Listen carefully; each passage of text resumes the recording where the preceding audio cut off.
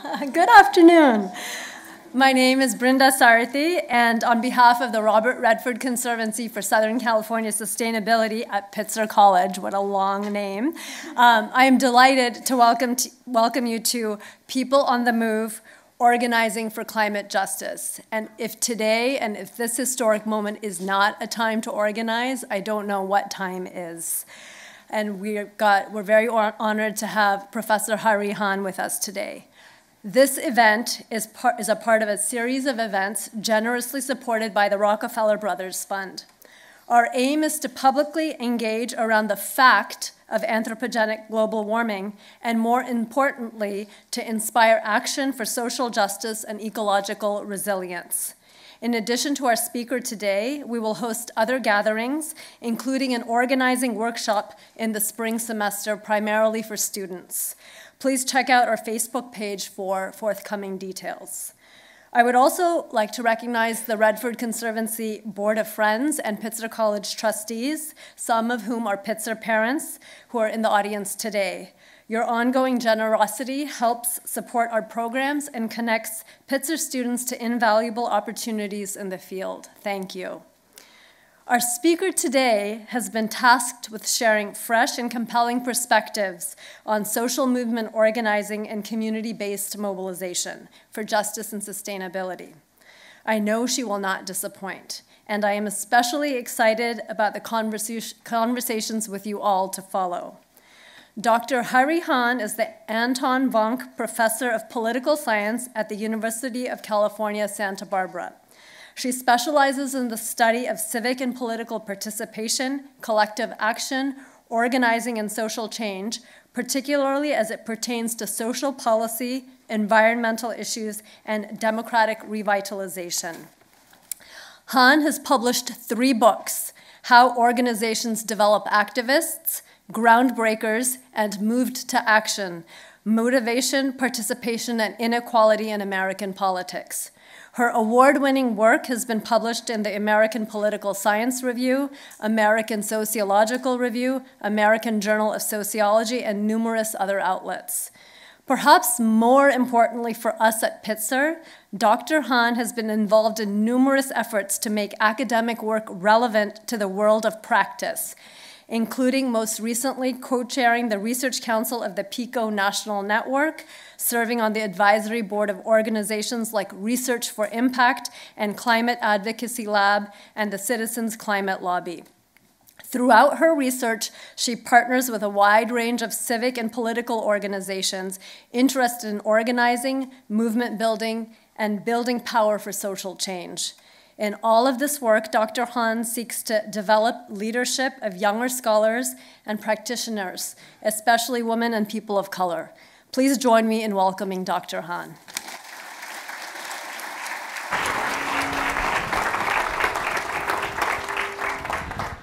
Thank you. Thank you, Brinda, for such a generous introduction. Sometimes it's funny to hear someone introduce you. I am really excited for the opportunity to be here today and really want to thank Brinda and the Robert Redford Center for inviting me here, and also President Oliver and everyone for coming to the talk today. So what I wanted to do is talk to you a little bit about the work that Brinda described, about sort of what the research says and what we know about building movements for social change, like around climate justice and other kinds of issues. And so what I thought I'd do, though, is just start by telling you a little bit about how I got into this work to kind of ground some of that discussion, and then offer up a few ideas that we can begin to have conversation around. So I live in Santa Barbara now. I'm a professor at the University of California at Santa Barbara, as Brinda mentioned, but I actually grew up in Texas as a daughter of Korean immigrants. Having that experience as a kid, I think the lesson that I took away from that is this idea that, like, transformation, first of all, I had hope that transformation is possible, right? It's something that we all do. We try to remake ourselves and our families so that we can remake the world around us. And so I kind of really, I think, internalized that idea that, like, that's just a way of life, right? That's what we do as humans. We try to sort of transform ourselves so that we can remake the world, to create the world that we want for our families. And so I think it's no accident that I study what I study now, which is social movements, right? Because social movements are a particular form of social change that's different from other approaches to making social change. And part of what I want to try to communicate to you today is that part of what makes movements a distinct form of social change is that they make change by transforming what is possible. Right? So there are a lot of other strategies for change that are equally important that we might try to use in different situations, but movements are the ones that really work with this idea of transformation at their core. And so the question in a lot of ways is, how do we make that transformation possible, right? What does it mean for a movement to sort of do that kind of transformative work? So when I was preparing for the talk today, I was starting to put together my slides and my notes earlier this week, and I was reflecting on the idea that, when I was invited to do this talk, 6 months or a year ago, there's no way we could have imagined the particular political moment that we're in right now, right? Like, I didn't know that the IPCC report was going to be released this very week that we're having this conversation. Who could have predicted what was going on in Congress, right, international politics, at this very moment? And so I think there is a lot that's very relevant to what we're talking about. So let me just sort of offer up a few thoughts on that. So this table, or this chart that's on the screen, is actually just a chart from the IPCC report that was just released. And I'm sure a lot of you have already seen it or seen news about it, right? But this report was essentially a clarion call, put out by this intergovernmental international panel on anthropogenic climate change, sort of saying, like, we don't have much time, right? Like, the window within which we can act is closing, and they were really trying to sort of make this call for action. And what they're saying is that if you look at the data on global warming, the scale of impact across all these different kinds of ways in which climate change is affecting our world is happening really fast. Right? If we think about extreme weather events, if we think about the aggregate impacts, if we think about all the different ways in which climate change is changing our world, the crisis is here. Right? And so part of what I want to talk about is the crisis is here, but should we think about it just as a crisis of climate change, right? Should we think about it just as a crisis about anthropogenic, sort of human-caused, technological and scientific change? And that's definitely a part of it, but also a part of it, I want to sort of argue, is that it's a problem of power, right? Why is it that we have not been able to make any progress on climate change? And I want to sort of frame this as a discussion around power. So what do I mean by power? So a lot of times when I talk about power, people are uncomfortable, right? Because power is not a comfortable thing for us to talk about, right? We sort of think about it, and it feels conflictual, right? It feels political. Who likes politics these days, right? It feels, all sorts of things that that aren't polite dinner conversation, right? And the way that I want to sort of think about it is, if you think about different kinds of social problems that we have, right, or different sort of things that we might want to change in our world, there are some problems where the people who have the greatest interest in change have both the motivation and the authority to make the change that they want, right? So an example that I give very often is, for those of you who are parents in the room, or who have taken care of small children, you might remember that when we have infants, doctors nowadays tell everyone to have your babies sleep on their backs, right? Back to sleep is sort of the slogan that they use. And the reason for that is because in the mid-20th century, doctors used to tell parents to have babies sleep on their stomachs, right? Because they thought babies slept better when they slept on their stomachs. But what they realized was that if you have babies sleep on their backs, then rates of SIDS, sudden infant death syndrome, go way down. And so they started a whole campaign to start having pediatricians and have doctors tell parents, back to sleep, have your baby sleep on their backs, have your baby sleep on their backs. And there's also, there are special sleeping garments that you can buy to sort of enable this and everything like that, right? And if you look at the data, then in fact, since they started that campaign, rates of SIDS have gone way down. Okay, so how do we interpret that? Well, that was a situation where the people who had to make the change had both the motivation and the authority to make the change that they wanted, right? If I'm a parent, which I am, if someone tells me if you put your baby asleep on their back, and it's going to make it more likely that they will survive, I'm absolutely going to do it, right? I'm highly motivated to protect my children, and I have the authority to decide how they're going to sleep, right? And so it's a situation in which the motivation and authority are aligned. But for our stickiest social problems, like climate change, right, like changes, like sort of questions where there are sort of distributional impacts where certain groups are disparately affected, that's often a situation where there's a misalignment between motivation and authority, right? And so what I mean by that is the people who have the authority to make the change often don't have the motivation, or those that are motivated don't have the authority, right? And so that's what I think of as a problem of power. Because what ends up needing to happen then is the people who want the change the most have to reconfigure their resources to be able to build the authority and the capacity that they need to make the change that they want, right? And so we're in a situation now where if you just look at these, the whole kind of pageant around the Supreme Court nomination, what's going on in Brazil and the elections in Brazil recently, like these are all just sort of things that are happening in our world right now. What we see is there is this inextricable relationship, right, between questions of who has the authority or capacity to make change and what is it that the people want, right? Where's the motivation to make the change that we want? And so when I sort of talk about climate as a problem of power, right, what I mean by that is that the people who want the change the most don't have the authority to make the change that they need. And so the challenge before us, right, is to figure out how do the people who want the change the most reconfigure their resources to acquire the power that they need to make the change that they want. And so then what we're thinking about then is climate is not just then a problem of climate, right? It's a problem of the sort of mutually reinforcing relationship between issues of climate justice and democracy, right? Those things are not sort of separate from each other, but in fact, they're sort of cyclically related. And that the sort of failure of democracy all over the world to deliver on its promise of government of, by, and for the people is in fact inextricably related to our ability to address some of the most pressing challenges that we have before us, like climate change. And so the question then, right, that I want to sort of, if we sort of think about that backdrop, the question then that I want to pose is, well, so then how do people reconfigure their resources to make the change that they want, right? Like, how does that happen? And depending on who you are, you might think about it differently, right? So if we think about this question of who has authority to make change, for people who are political elites, for those who are high income and things like that, the kind of resources they have at their disposal are very different than the resources at the disposal of people that are lower income or have fewer kind of economic resources.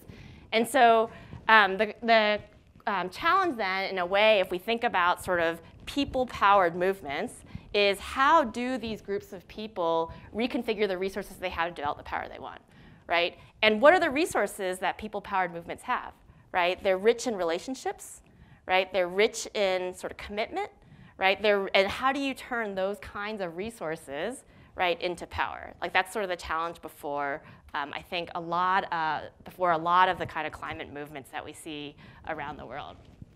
So that's where a lot of my research is, right? So a lot of my research is trying to answer that question in a way.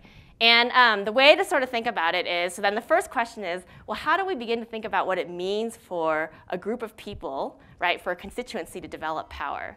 And one thing I like to sort of start by talking about is this idea that we have to think about power not as a thing, but as a dynamic relationship, right? So that's why there's only so much you can do with clip art, but that's why I like to think about it as a scale, right? And what do I mean by that? Well, right now in this room, right, I have a certain amount of power, right? Why do I have the power, right? I have power because I have the clicker, right? I have the mic on, right? And so there are certain ways in which I have power, but that power is not a property of who I am, right? That power is a property of the clicker, the microphone, the sort of way in which we are in relationship with each other.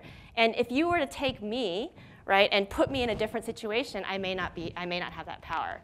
Like for example, I'm going on a plane trip, next week, and I'm sure if my flight gets delayed and I call up United Airlines and try to get them to change something, I will be powerless before, the vast bureaucracy of United Airlines. And so what I mean by that is power is not a property of who I am in the same way that my hair is black, right? Power is a property of my relationship with the people that I'm negotiating with, right? And so we think about power then as being a dynamic exchange of interests and resources, right? And so I have power when I have resources that are in the interest of other people, right? I don't have power when I don't have resources that are in the interest of other people, right? So United Airlines doesn't really care about my fare that much, right, in the grand scheme of things. So my resources don't really have much power when I'm in conversation with them. And so when we think about the idea of sort of people-powered change, the question is, in a way, so why is it so hard for people to make that change, right? So if we think about power as kind of in that dynamic balance, it turns out, the number one most likely outcome in any change effort is status quo, right? Like I'm a political scientist. I teach introduction to political science to hundreds of undergrads all the time, and it's like there's so much research out there that just sort of says like status quo there's so much status quo bias built into our system, right? And so making any kind of change is really hard, because basically what you're trying to do is you're trying to get the elephant off the scale, right? Because power is really heavy. And so how do you do it? Well, every now and then we can tip the scales, right? We have the Women's March, right? We have different protest events. We have all these kind of efforts that can tip the scales. Maybe you have an election, you win an election, right? And things like that. But the challenge with power is that power has time on its side, right? So very often what happens after the Women's March, right? What happens after Election Day, right? People go home, right? And they get tired, right? And that's very rational, so to speak, right? Like on a Thursday night, would I rather go to a meeting or would I rather hang out with my kids? Like I'd rather hang out with my kids. Like that's a totally reasonable and rational thing to do, right? And so what that does is all those choices add up to just like power can just wait it out, right? Status quo can wait it out, and that's part of the reason why it's so sticky. And so the challenge in a lot of ways is how do you build a group of people who make the commitment to standing together over time, right? And so the word that I like to use for that is constituency, right? And the reason why I like to use the word constituency is that the root word of constituency, and I don't speak Latin or Greek for anyone in the room who does, is constare, right? Which means to stand together, right? And a constituency is different from a client, where the root word is inclinare, which means to lean on, right? If you have a client, they lean on you, right? The root word for constituency is this is a group of people who have made the choice to stand together. And that choice to stand together again and again and again and again, that's how the scales begin to tip, right? That's how you turn the resources that your people are rich in into power, is when they make that active choice to stand together. So the question is, well, how do you begin to do that? And so it turns out that creating that kind of that constituency that makes that choice to sort of stand together over time, if we look across a lot of the sort of research on social movements and other kinds of things, there's sort of 4 key qualities that keep emerging over and over again. And so I just want to pose some of them for you today and then see where the conversation goes. So the 4 qualities that we think of are commitment, leadership, organization, and learning. Okay, so what does that mean? So commitment is one of these things that I think often gets mistaken in our common conversations about democracy these days, right? Because we live in a political environment that is moving really fast, constantly, right? It's a 24-hour news cycle. It's a sort of constantly changing sort of dynamism of our political environment. And so commitment feels like a really slow thing, right? And the challenge is that what ends up happening is, in a lot of cases, people mistake attention for commitment, right? So likes on a Facebook page, right? People that show up once to an event, right? All these kind of things are sort of different indicators of attention, right? Which is important, and I'm not saying it's not important, right? Because it helps you generate other things, but what you really ultimately need if you want to sort of build the kind of power that we're talking about is you need commitment, right? That's how you get to the constituency. That's the choice to sort of stand together. And so the question is, well, what keeps people going when the going gets tough, right? Like, what makes you show up to that meeting on a Thursday night instead of hanging out with your kids, right? What makes you kind of go and do the hard things when you don't want to do it, right? So sometimes that kind of commitment can come from just outrage, right? I watched the hearings last Thursday and I was outraged, right? And so I am going to, I have to act, right? So I'm going to go out and act in some way. But a lot of times, change, for the reasons that we just talked about, if you only react in outrage, the outrage dissipates over time, right? So what happens to the scales? They tip back. And so the challenge is, well, how do you sort of turn that outrage into commitment? It turns out it's the lattice work of relationships that people have that sort of tend to hold people together, right? So what makes me show up to that meeting on a Thursday night? It might be because I'm really concerned about climate, but it probably also is because I don't want Brenda to get mad at me, right? Like I want to show up because I know she's going to be upset if I don't show up, right? It's because we have these sort of relationships to each other that we are able to sort of build that over time. And what we see, in fact, is that the most successful social movements in history are ones that don't just draw on people's existing relationships, but they create new ones, right? So you're actively creating new relationships, and that's where the momentum comes from within the movement. And so, the one thing that people always, I always talk about that sort of people forget is that, so I have 2 kids who are in elementary school, and they learn about Rosa Parks and the civil rights movement and the Montgomery bus boycott, and they come home, and I think the way that the story gets told is like, there's this woman, and she was tired, and she refused to move on the bus, and then there was a protest, and then all of a sudden, like, the bus company caved, right? But the truth of the matter is, the Montgomery bus boycott was sustained for over a year. Right? That it was over a year of people refusing to take the bus that finally brought the bus company to its knees, right? And so that's not just outrage, right? Outrage was certainly a part of it. I don't mean to minimize that, right? But it's like, what do you need to be able to sustain a boycott for that long period of time, right? To eventually bring the company to a different kind of choice. Right? That's where that lattice work of relationships really began to matter. One of my mentors was a man named Marshall Gans who was really involved in the civil rights movement. And one of the stories that he tells is that they used to, during the Montgomery bus boycott, during a lot of sort of moments in the civil rights movement, they would gather in churches at night, right? And part of it was logistical to figure out who's going to drive who to the to work the next day, and how are we going to arrange the carpools, and what cars are available, and this and that and that, who's going to take care of the kids while all this is going on, right? But part of it was was building those relationships to sustain that, and they would have these preach-offs where people would get up and try to preach like Martin Luther King, and they'd have contests to sort of see, right? And why do they do that? They did that because they're trying to sort of sustain that energy. They build community, and that becomes a source of the power that they need. And so the challenge in a lot of ways when I teach organizing to my students is, how do you take the sort of private commitments that we have and turn them into public commitments to action? How do you, a lot of us have college roommates, a lot of us have friends, a lot of us have people who might sort of share our views, but sort of turning that into action is really sort of the big challenge. So commitment is sort of one thing. And I'll just sort of say, kind of stop on that by saying that, a lot of people, times when I talk about this, people say, but is that really possible? Like, do people's commitments really sort of change that much over time?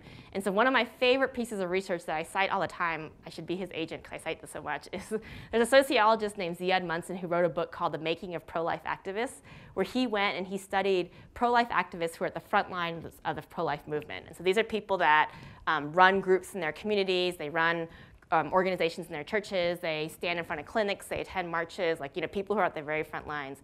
And what he wanted to do is he wanted to understand, what was their trajectory of involvement like? Like most of us don't wake up in the morning or sort of become kids who dream of becoming activists, right? It's a sort of trajectory over time. And the book is fascinating, but one of the most interesting things that he found was that most people think that what draws people into movements is their commitment to an issue, right? If I'm trying to build a movement for climate change, who am I going to go look for? People who are concerned about climate change, right? Seems logical, right? If I'm trying to build a movement for reproductive justice, who am I going to go to? I'm going to go try to find people who are concerned about reproductive justice, right?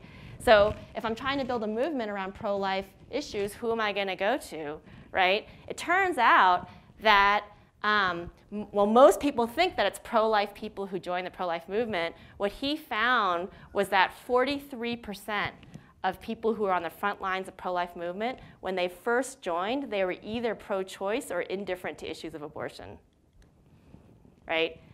And that should be a little bit jaw-dropping, right? It should be a little bit shocking, right? Because what it means is that people weren't drawn into the movement because they necessarily agree with the issue. They were drawn into the movement by a lot of what he thought about as sort of these, they had what he calls sort of, or sociologists call this idea of like biographical availability, right? So it's people who just moved into a new community, right? It might be someone who just switched churches, or someone who just lost their job or just retired, or maybe it's a working woman who had her first child and became a stay-at-home mom, right? People who are in these sort of situations where they're experiencing a life transition and they wanted to find something new, and someone invites them to a meeting in their church, right, or in their community, and they show up, right? And the first time they show up because they don't want to make Brenda mad, right? But then the second time, or because they are sort of curious to get to know new people in their church or something like that, but then something happens at that meeting that makes them want to come back.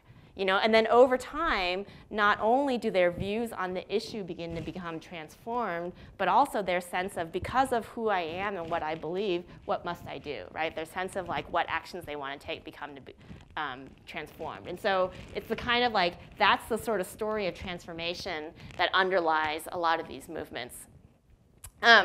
Okay, so leadership. So how do we think about what leadership is?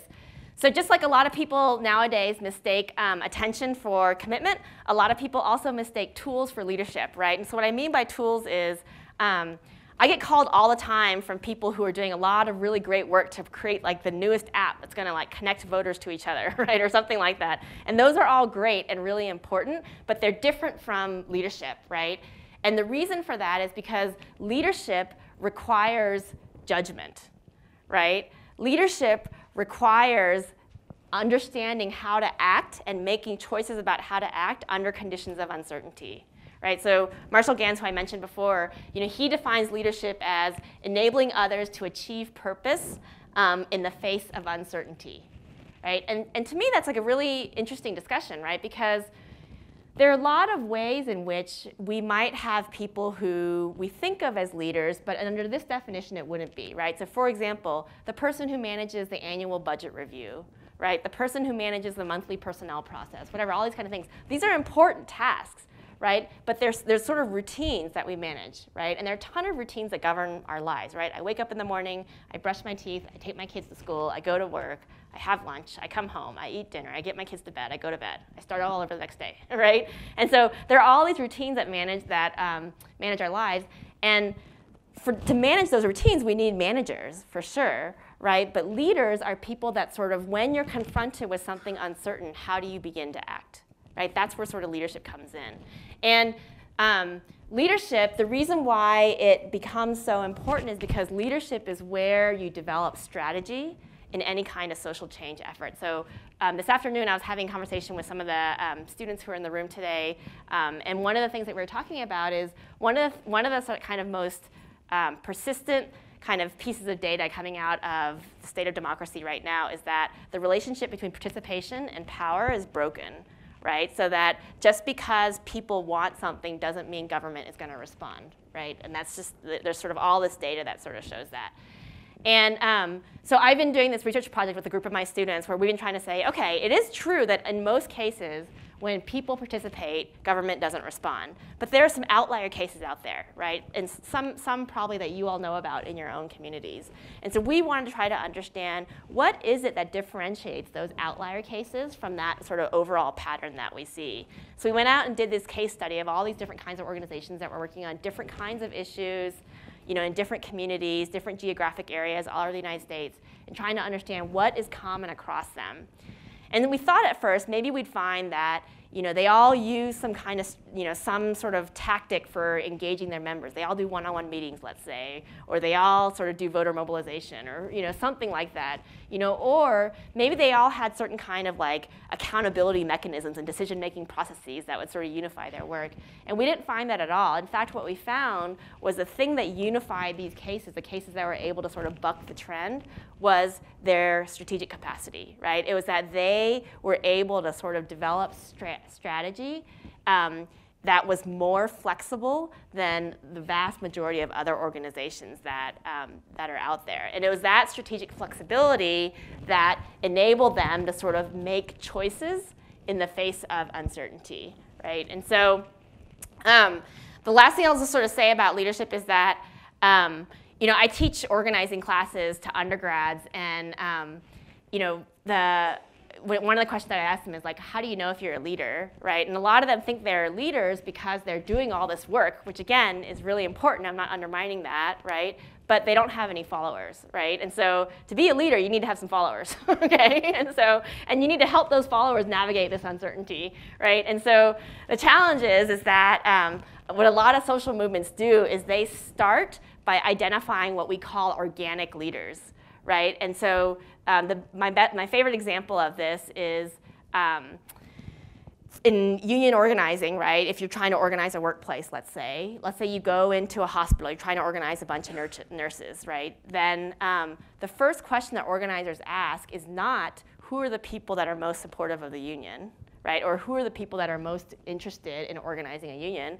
The question that they ask is, if you're a nurse and you have trouble like putting an IV in, or you have trouble doing something at work, who's the person that you go to, right? Because what they want to know is who is the nurse that is most respected among her peers or his peers, right? So they find that nurse that is most respected, and then they go and that's the person they start organizing with, because that person is the organic leader, right? And so those organic leaders already have this sort of like this judgment, right, that they begin to sort of build on then to sort of build the movement out from there.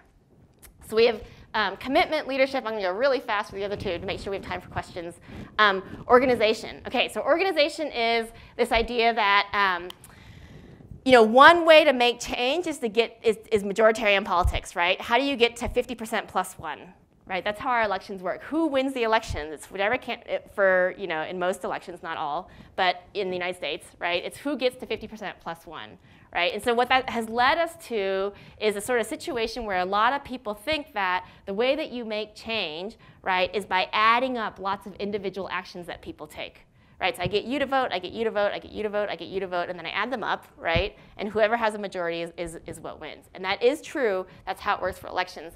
But the challenge is for a lot of social movements, especially for movements that are working on social justice issues like climate justice, right? It's hard to get to the sort of majority, right? And so the challenge then is how do they make the whole greater than the sum of their parts? Right? And so one of the things that we talk about is the difference between the politics of aggregation versus the politics of articulation. And what happens in the politics of articulation is that you're re-articulating, right? You're re-articulating constituencies so that the actions that they take become greater than the sum of its parts, right? And you do that by helping people to sort of re-articulate their own lives in the sense of something larger than themselves. And that creates the kind of strategic flexibility that we were talking about before that allows these organizations to sort of make the kind of change, right? And so if we go back to the Montgomery bus boycott, for example, for 381 days, there was a constant back and forth that was going on between the bus company and the protesters, right? And in that negotiation, you know, Taylor Branch has a great history of it that I would recommend everyone read, you know. But in that negotiation, there was a lot of back and forth, and there are a lot of moments when they had to decide, are we going to accept this deal? Are we not going to accept this deal? Are we going to go for this direction or that direction? And the strategy changed all along the way, right? And so, but what ended up happening was that because the constituency, right, the boycotters had that commitment and that flexibility to sort of stand together, even as the sort of strategy changed over time, they were able to sort of maintain that boycott, you know, and then eventually it sort of won. And so the challenge in a lot of ways is how do we build vehicles, right? How do we build vehicles that begin to re-articulate people's actions into something greater? And then the last thing, we're almost at 5, but the last thing I'll sort of say is that when we were doing the study of organizations that were able to sort of buck the trend on the relationship between participation and power, the other thing that we found was that these organizations were rigorously focused on learning, right? They had very sophisticated learning systems built into their work, which was one of the most consistent things that we found.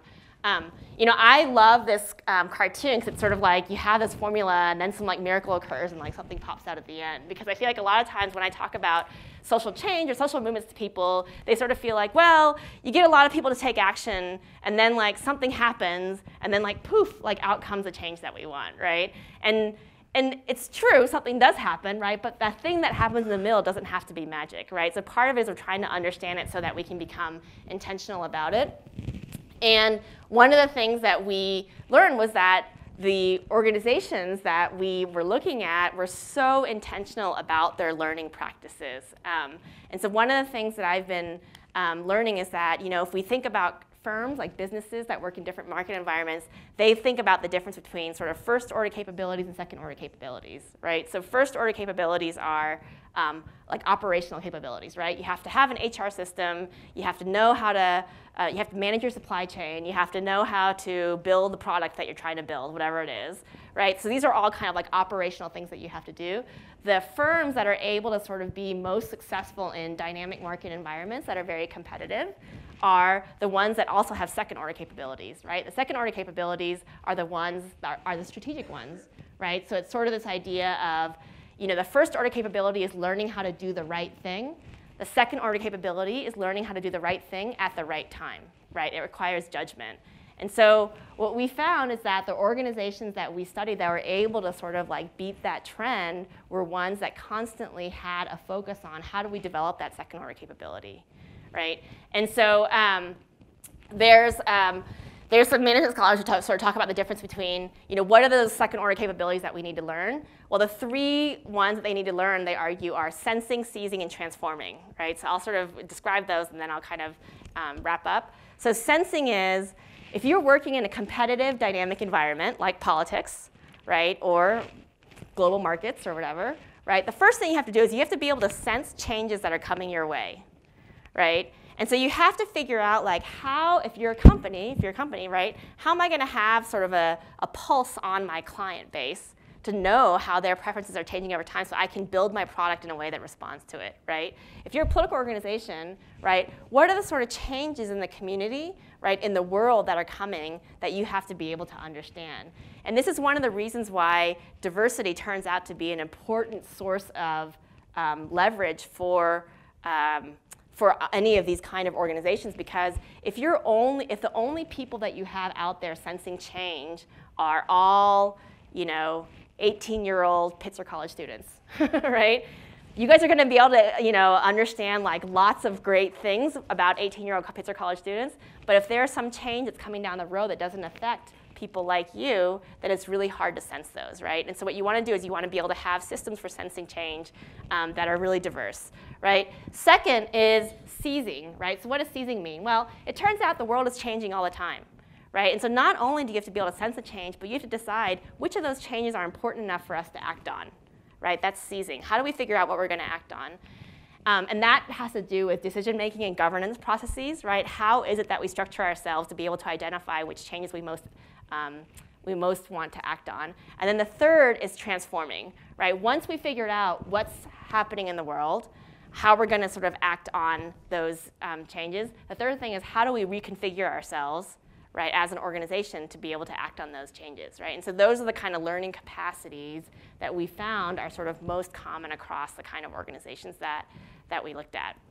So I'll just sort of, end by saying there's a Jewish theologian who has this quote that I love that I sort of think about all the time these days, because sometimes, when I think about like when the IPCC report came out earlier this week, and they sort of said 2040 is kind of this window. We have this window until 2040 that we have to act. Like the thing that I kept thinking about is that, my oldest child is going to be 33 in 2040, right? And it's like, what's the world going to be like for her, when she's 33 years old, right? And as a parent, like that causes not a small amount of anxiety, right? To think about what the world is going to be like for her in 2040. And I have a son who's even younger than that. And so the question is, well, where do we find our hope in that, right? And what this theologian argues is that hope is the belief in the plausibility of the possible, right, as opposed to the necessity of the probable, right? And so when we think about kind of different ways of solving problems like climate justice and other kind of sticky social problems, I think so often our pessimism comes from the idea that we have to accept the necessity of the probable. Right? What's most probable, right? The government's going to do nothing. The economy's not going to change, right? All the sort of climate impacts that we're beginning to see now are just going to accelerate and get worse over time, right? But the history of social change tells us that you don't have to accept that, right? That there is something that there is another possible that is plausible. And so in a lot of ways, I think the challenge of understanding movements is to understand how do we make the plausible, right, more possible so that we can sort of strategically move towards that. And so I think it's possible to do. I think we have a lot of knowledge that we can build on, and so I'm excited to hear from you guys what questions you have. So I'll sort of end there.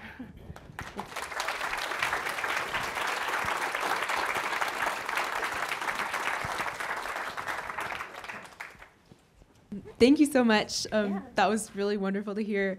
I'm really curious how you compare problems like SIDS that you talked about at the beginning that are so like very kind of obvious and present and super frightening and in the moment to something like climate change that is so much more long-term and hard for people to visualize. Do all of the same kind of elements apply? Like, what does that look like in comparison, I guess? Yeah. So it is true that any kind of environmental issue, right, is a lot, it's really different from issues like, labor organizing, where you're sort of organizing people around pay increases or something like that, right? But what we find, what a lot of the research shows is that even for things like labor organizing, right, that we think of as being about people's material self-interest, right, that like, I want more money, so I'm going to join a union, and the union can help me get paid more, right, that the things that drive people the most towards like unions or strikes or like those kinds of labor actions are not a lack of wages, but instead it's assaults on their dignity. Right? And so there's this really interesting paper by two folks at Columbia, a sociologist and economist, who studied Our Walmart, which is a sort of big labor campaign that was organizing around Walmart. And they were trying to understand, like, what drove all these people to sort of get involved in this? And if you ask people, it's sort of like, oh, they were mad because Walmart's taking advantage of them. They don't have paid time off. They don't have like all these kind of benefits that they wanted, and so they wanted to organize around it. But it wasn't that. It was that they were mad because their boss mistreated them or didn't respect them or didn't respect their family needs or sort of different things like that, right? So it's sort of assault on dignity. Okay, so how does that translate to environment? So when I talk to environmental organizations and leaders, I think the challenge that a lot of the environmental organizations is somehow the environmental movement has made the movement in some parts of it as about the polar bear as opposed to about people, right? And what drives movements is it's our relationships, it's our commitments to each other that sort of drive movements for change. And so the kind of climate justice movements that I see that I think are the most powerful are the ones that have recognized the difference between sort of organizing around an issue versus organizing around people, right? And so a question that organizers ask a lot is, it's a difference between organizing, starting with a question of who are my people versus starting with a question, what is my issue? Right? If I start with the question, what is my issue, then I say, okay, my issue is smoking cessation. My issue is diabetes prevention. My issue is anthropogenic climate change, whatever it is, right? And then I go out and I say, who wants to join a movement around anthropogenic climate change or diabetes prevention, right? And you find the coalition of the willing, which is great, right, to get the coalition of the willing and pull them together. But to make change, what you need to do is get the coalition of the willing and put them together with also the people who aren't initially willing. It's that transformative work of the pro-life movement. And so how do you begin to do that? Well, then what movements do often that are most successful is they start with this question of who are my people? Right? Who is the constituency that I need to organize, and then how do I get into relationship with them to begin to sort of move them on those kinds of issues? And so I think the challenge for a lot of the environmental organizers is that to sort of reframe the issue as being one about people as opposed to being just one about sort of like things that feel more distant to a lot of people. And also, and then the last thing I'll say is that like, I think every movement, when it begins, it feels the same way. I work with a lot of organizations. I do a lot of work with environmental organizations, but lots of other issues. And every single one comes to me and says, well, our issue is uniquely hard. Whether it's environment or race or labor or animal rights or whatever, they say, well, our issue is uniquely hard because of this. And like everyone feels that way. But in the end, there's sort of like certain kind of principles about humans. So. Hi. That was really interesting. Thank you. Yeah. So my question is a little complicated, but I'll try and do it Go quickly. for it. So I remember a long time ago when I was listening to a bunch of activists that were involved in the Occupy Oakland stakeout. And what they talked about was not what Occupy Wall Street was doing or what any of that. What they talked about was how they took a stand, and what they learned was that the community around them, whether it was an eye doctor or a restaurant or a veterinarian, would say to them, you know, if you need anything, just come to me. And the municipality also started to understand that there were certain things they could take into their own hands, that they didn't have to wait for the state government or the federal government, so they started fixing potholes with money they just kind of creatively found. And that one of the big criticisms people had of the Occupy movement was that there was no leader and that it was decentralized.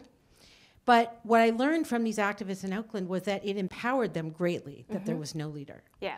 And that they were able to see change in a very pragmatic, very concrete way based upon the community interaction that you're talking about very much. And I've always wondered, like, why can't the climate movement adopt in a greater way that attitude? Because it then becomes part of one's lifestyle. It becomes the way one relates to each other. Yeah. And there does seem to be still, like, so many organizations that are trying to say, oh, my issue this and my issue that, and everybody's trying to raise money. And it just feels like there's a lack of holistic looking at how people behave when they feel energized. And I wondered if that was any part of, like, the work that you're doing and the teaching of students to be practical in a way about how they go about change. Yeah, absolutely. So there's a point on the slide, I was sort of worried about time that I didn't go over, but your question sort of perfectly kind of leads to that. So, you know, one of the things we talk a lot about in the sort of study of movements is how do you develop people's agency, right? And so what is agency, right? So most people, when they think about agency, it's sort of like the sense of, you know, am I someone who can achieve my goals? Right? Like, I'm an agentic human, right, if I can sort of act on my goals and move myself closer to achieving them. And so how do most people think about it? Well, most people think about it as like a feeling, right? Do I feel like I'm someone who has efficacy, right? In fact, that's how a lot of political scientists think about it, too. And one of the things that I found that was most interesting is that social psychologists, when they conceptualize or when they study agency, they think about it as a juxtaposition of competence and autonomy. Right? And why is that, right? Because competence is about, do I feel like I'm an agentic human, right? Do I feel like I have the efficacy to make the change that I want, to sort of act on my goals, whatever those goals might be, political or otherwise, right?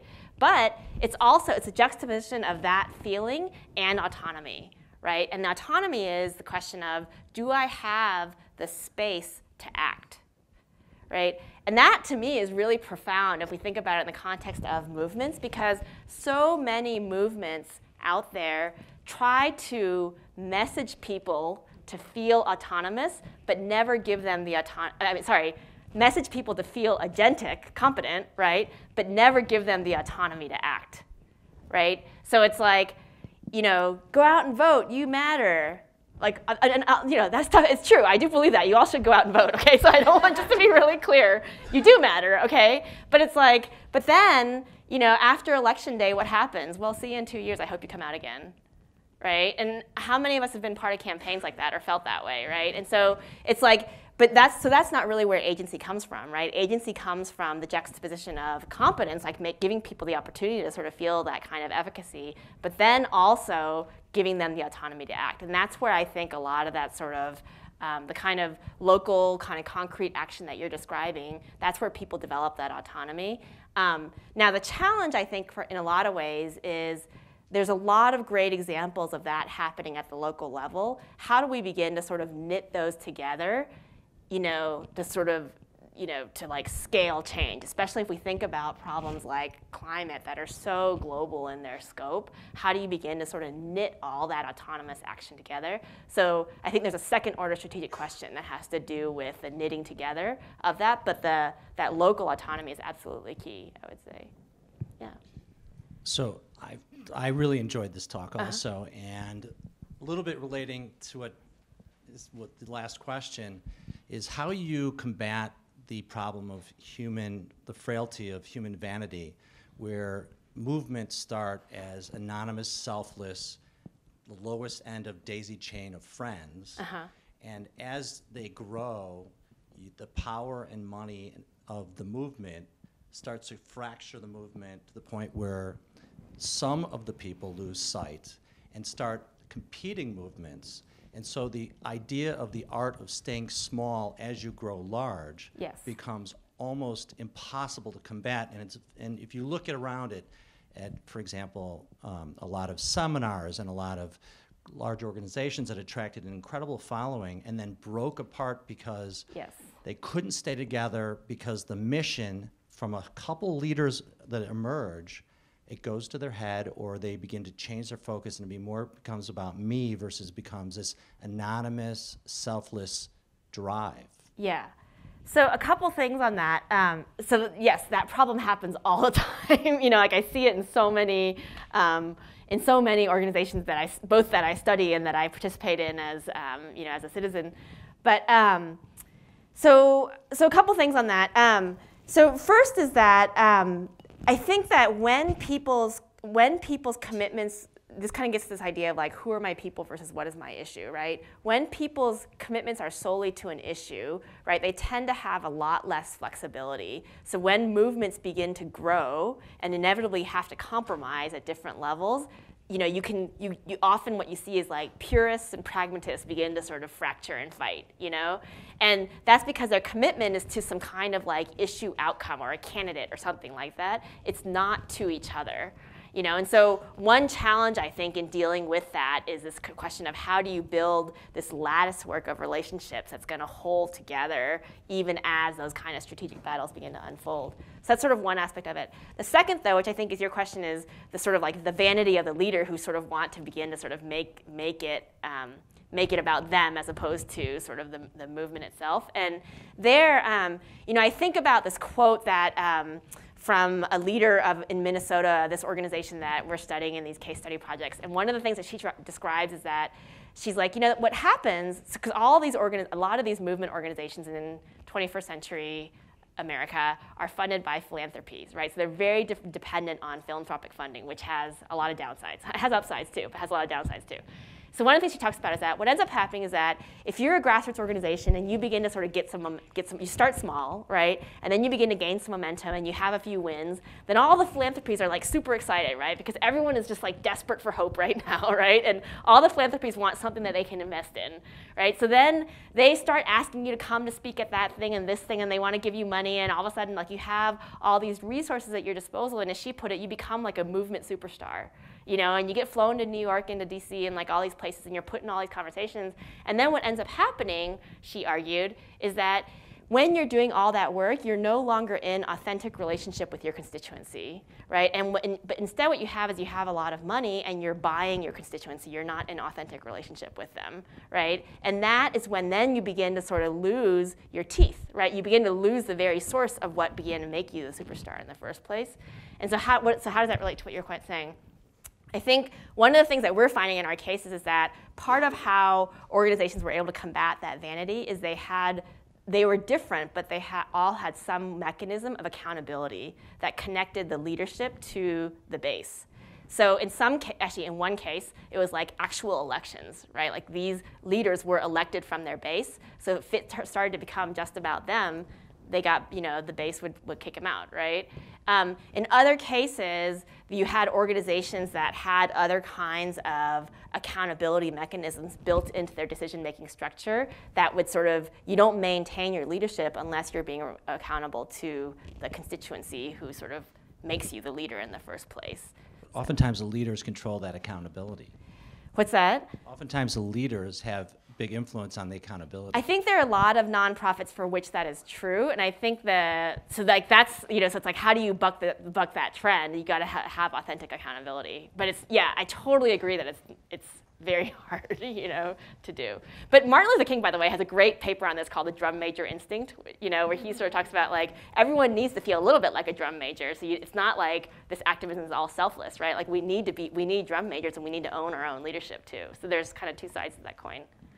So I think there's a question in the back, yeah. Hi. The last couple questions were interesting, particularly in the context of how you highlighted the importance of leadership. Yeah.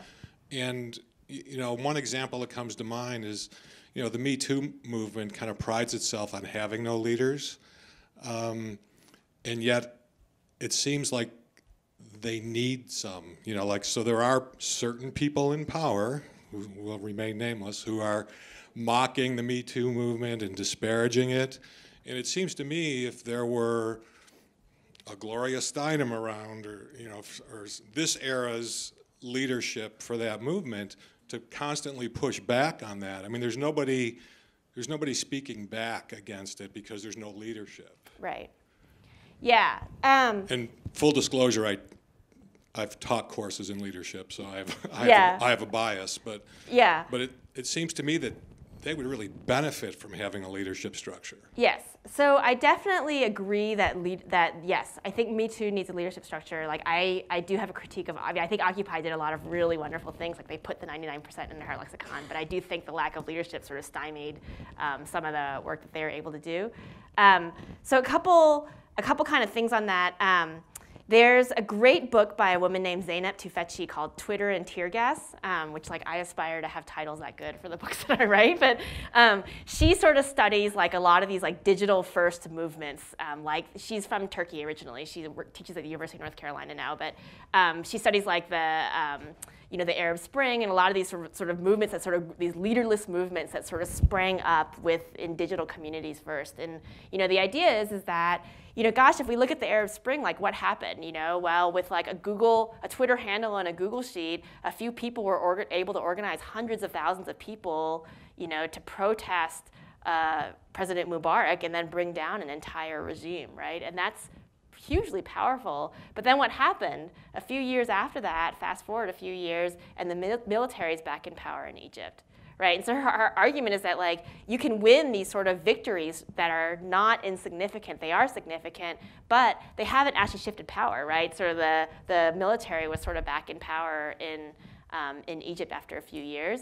And part of the argument that she makes is that what ends up happening is that with the sort of digital tools that we have, the temptation to sort of circumvent leadership in the ways that you're describing are really great, right? Because you can get hundreds of thousands of people out into Tahrir Square without a lot of leadership, whereas in the past, if I wanted to do that, I had to develop leadership because I had to sort of get boots on the ground in order to get people out to sort of show up to an event, and we don't need that anymore, right? And so her argument is that you need that kind of infrastructure to sort of actually move power because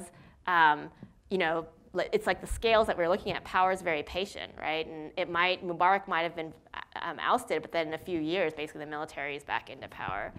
The other thing that I'll say is that there's some great research by some political scientists that look at, if we sort of look at kind of policy change at the national levels, this is within the US Congress, right? What they did was they did this great study where they took a bucket of issues that were on the congressional agenda at time one. I think it was 2001 or 2002, something like that, right? And they said, let's just sort of randomly select 100 issues, and then we'll just track those issues over time and see what happens, okay? And so the issues that they captured were everything from really high-profile issues like healthcare reform and cap and trade and different things like that, to sort of really small things like reform of the Postal Service, or things that don't get a lot of attention. I mean, the Postal Service matters, but doesn't get a lot of attention, right? So, so they sort of tracked all these issues, and they wanted to see, at time one, we're going to capture what are all the resources that groups that are advocating on both sides of this issue have, right? So how much corporate lobbying money is going into supporting healthcare reform versus opposing it, right? How many membership-based groups are advocating for it and against it? How many, they captured all these kind of things.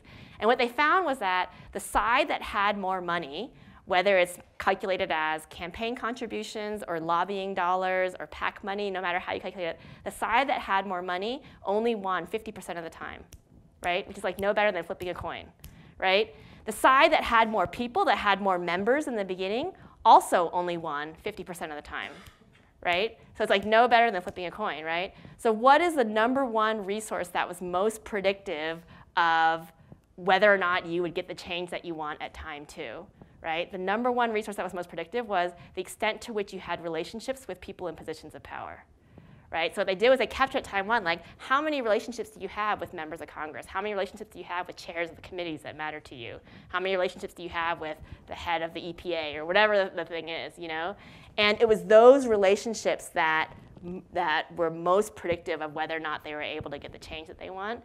And so to me, that sort of points to the importance of leadership also, right? Because ultimately, you know, the movements, when they get into that negotiation for actual kind of policy change and different things that they want, there's this kind of question of how those negotiations are enacted within the relationship. And so you need to have someone who negotiates on behalf of the movement. But the last thing that I'll say, which I think is still consistent but sort of nuances the story, is that right now what we're seeing is that there's a lot of innovation going on in the strategies for movement organizing that are really driven by women and people of color. So Black Lives Matter, the Me Too movement, you know, there are lots of different organizations that are really driving kind of the way that we think about how we leverage the new tools and capacities that we have in the 21st century to build movements. And so I think it is true that, like, in a lot of those movements they had this like rejection of leadership, but I also feel like there's this active conversation, at least as I understand it, within those movements about how they sort of reconceptualize some of these questions about power. And so I think there's sort of like some flux right now that we're in. You know, so in 2 years I might have like a different question, a different answer, or a different view on some of this. So, yeah. We're talking a lot about relationships. Yes. And one of the things that worries me about this is that it gives a lot of power to people who are really good at that and have a lot of energy for that. Uh-huh. What do you do if you're an introvert? What do you do if you're on the spectrum? Like, seriously, how can you make political change? How can you participate in that if some of your if you just don't wanna, or if you need to, or you're just like not as good at that? Yeah. So, one of the ongoing debates I have with my husband right now is that I am an introvert. I think I'm an introvert, and he thinks I am not an introvert. He thinks that I am an extrovert. So we have this like long-standing debate in our relationship about that.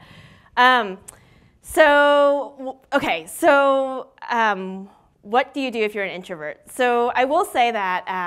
So here are a couple things that I'll say.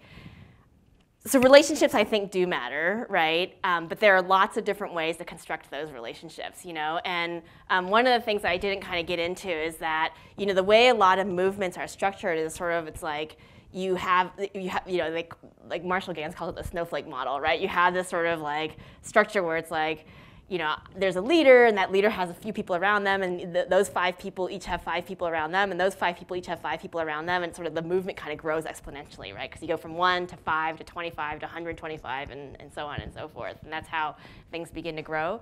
So in that sense, then, even if you're an introvert, it's like you have these core relationships to a few people, you know? So it's not like you're having to relate to 100 people who are part of the organization, and they have to, you know, be those deep relationships. But there's sort of like a few key relationships that that keep you hooked into it, and that's the kind of like structural answer to your question in a lot of ways.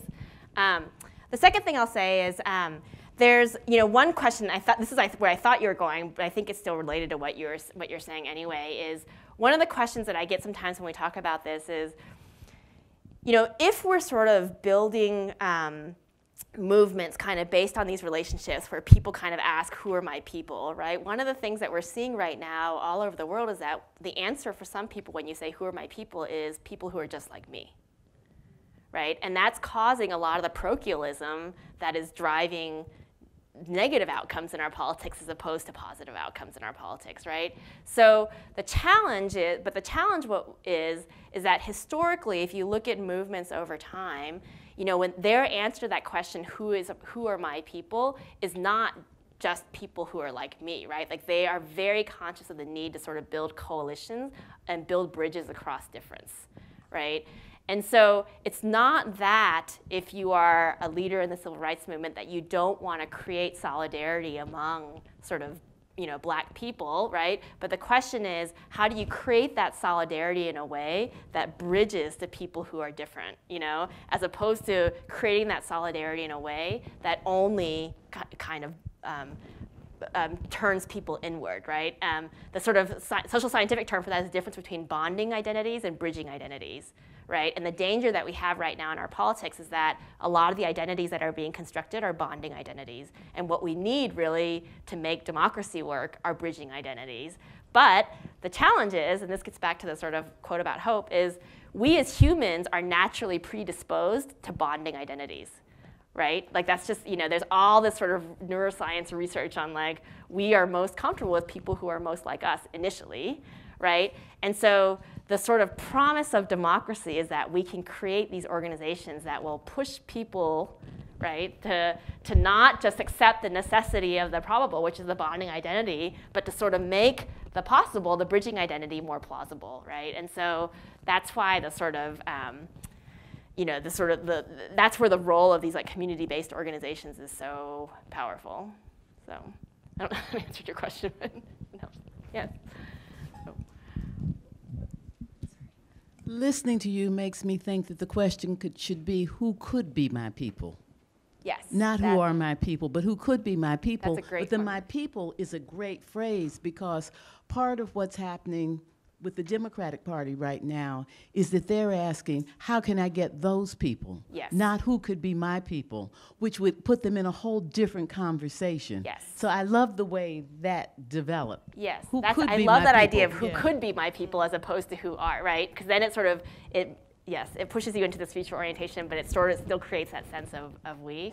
And I totally get, right, because what's going on with Democratic parties, they're sort of like, they're trying to horse trade, we'll give you this, you give us this, and it's like, that's just not the way that you construct a constituency. So I totally agree. One other thing that I'll just sort of say on this is like a story that I tell all the time is, so do you guys know who Frances Scott Willard is? Does anyone know who she is? So she was one of the, she was the head of the Women's Christian Temperance Movement, Women's Christian, WCTU, Temperance Union, right? So in the early 20th century, she was the leader of the movement that passed the constitutional amendment to ban alcohol, right? Which I'm not advocating for, by the way, okay? But to be clear, so her story is she was actually, she was a warrior against domestic violence in the late 19th century, right? She was really concerned about domestic violence. And she looked around and she saw this sort of like epidemic of domestic violence going on. And she thought, well, what's the problem? Well, the problem is what's happening is that men go out to the bar, they get drunk, and then they come home and they beat their wives, right? So if we want to end domestic violence, what we have to do is we have to ban alcohol. So that's how she got in this campaign to ban alcohol. And so how did she build the movement, right? Because a lot of people like their alcohol, right? That's how we repealed that amendment after we passed it, right?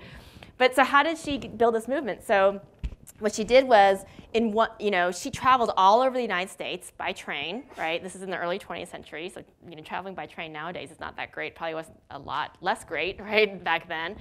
She traveled all over the United States and she would talk to people and she would say, okay, do you want to join the movement? If you want to join the movement, before you can join our organization or our movement, you have to do two things, right? The first is you have to take a personal pledge to swear off alcohol, right? So it begins with the self, right? The second thing is you have to join with others in your community to shut down a bar, right? And this is to your point about Occupy, right? Not because whether or not we have a bar in any town USA is going to affect our ability to pass a constitutional amendment to ban alcohol, but because by working with joining with others to shut down a bar, whether or not you win or not, you begin to sort of answer that question of who could be my people, and you begin to have the experience of learning what it is to work with others, right? And so then, after people tried to sort of get together and shut down a bar in their community, whether or not they were successful, only then would she allow them to sort of join the movement, right? And so the question that I ask a lot of times when I talk to people who are thinking about how to build a movement is, what's your Joe's bar, right?